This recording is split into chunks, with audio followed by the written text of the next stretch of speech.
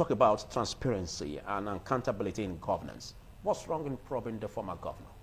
You know, for me, that issue of probing, I see it as an attempt for them to calculate who amongst them controls the Monday Okpebolo.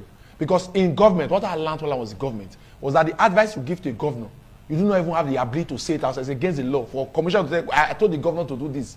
If Adasale Oshomole wanted to advise Monday Okpebolo, would have called him and said, start probing Obaski. But because he wanted to show that I was in charge, he took the mic. Please, so when Monday Okpebolo starts probing Obaski, they will give him credits to it.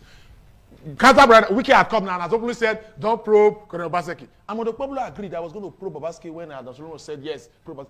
Everybody is now watching. Who is now the governor of our governor? Who will him obey? They put him on a crossroad. Is he going to obey Adasale Oshomole or is he going to obey Wiki? Because now it's an issue of public ego. One must be slighted. But is there anything wrong in probing the former governor? No, there's nothing wrong with it. I'm just telling you the situation that the man is in is a dilemma for him. See, when I listen to what Ahmed Mamadou said, you know, for me, it's always very painful. Aside the fact that I'm a politician, I've also worked as a development worker. I know what development is. And when I speak about what is development, people make it look as though Sharakuba has been petty, been partisan. You may say Sharakuba, when I say he doesn't like Monday Okpebolo, he doesn't like those government, wants the APC government to fail. That's not true. Do I love Monday Okpebolo? Yes, Sharakuba, I love Monday Okpebolo. But do I love Monday Okpebolo as governor? No. Because I know and I think he's terrible at governance. When somebody comes into a state and you want to build wealth into prosperity, you build assets. The man was even making mention of a shop right. Those things bring money for you. See, there are investments you do. What you do as a governor, you focus on capital to build the asset of the state and develop the humans. In developing the humans, you pay key attention to health and education. Then when you're not going to building the assets, you now look at things that you will do that will generate revenue for you to support your infrastructural development.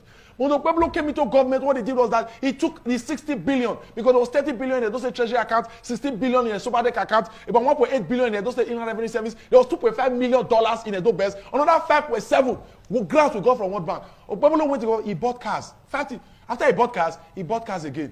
After he bought cars again, he bought cars again. Then he bought buses, then he bought cars. All of those money went to the drain. To the extent that the man has not stayed 200 days in office. He's running to the responsibility to borrow 100 billion. But his administration also reduced the debts. Reduce which debt? Edo State. Then he borrowed he just borrowed the 100 billion and said reduce debt. Are we children in this state? They begin to sell up half truth and outright lies. Monday Okpebolo, he had not got into office. He ran to Ramapa. He went to commission a flyover. Nobody has told us today how much that flyover is worth. How will you carry 30 billion naira of a state resources and go and tie that on concrete when you have not done all that strategic project that will generate money? Because government is all about asset building things that will bring money for the state so that the state can now strategically invest. Is the flyover project not I won't say it's not good. He project? did one flyover project for almost 30. He now commissioned another one, not up to 6 months. You have locked 30 billion, almost 30 billion in one. You now went to Adesuwa, where you and I know Adesuwa does not have a gridlock that will keep somebody standing for 1 hour. He now said there's another 20 billion to do another flyover there.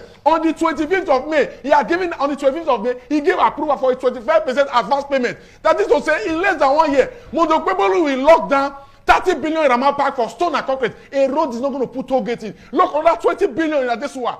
And today, Monday Okpebolo could not pay salary. July salary was paid. June salary was paid on the 8th of July. See, I'm not guessing whether Monday Okpebolo will pay. I know he's heading for the runs. It will fail faster than I previously thought. Because the way a man is administering the state, he will soon hit Waterloo. They are talking about Radisson, Obaski built shop price, he built this. Those things bring money for the state, whether you like it or not. And as the state begins to make more money, we have more money to invest in infrastructure and that kids. Okay. Let them make no mistake about. By what you are saying, you seem to say that the flyover project is not economically a viable project. But, but if we look at the hours of traffic congestions and what that, if we translate it to, manpower in terms of economy, you know the losses we have on that? Whether it's economically viable or not, you have to look at the books. It is depending on the money you have that will decide whether what you are doing is economically viable or not, even as an individual. Okay. Monday Okpebolo will limit 60 billion. And in less than 200 days, is borrowing 100 billion. Put together, that's the most 160 billion spent. I'll come back to you to make your final remarks. Let's join Ahmed Mamadou in 15 seconds. Okay, but see, I know people say this thing. They say government is not about to make money. It's a sad thing. Because when Monday Okpebolo cannot pay salary, you begin to wonder why it cannot pay. Government is not there to make money. That's why we have a Edo line today. The money that was spent in bringing Wike from River State, throwing party for him, and doing commissioning that did not hold, is enough money that even Edo line works for 1 year, they can't make such amount of money. So why are we not going to buy bus when we know that there's no profit in it and there's no benefit? So let them keep deceiving themselves because it's not about make money. We'll soon dive.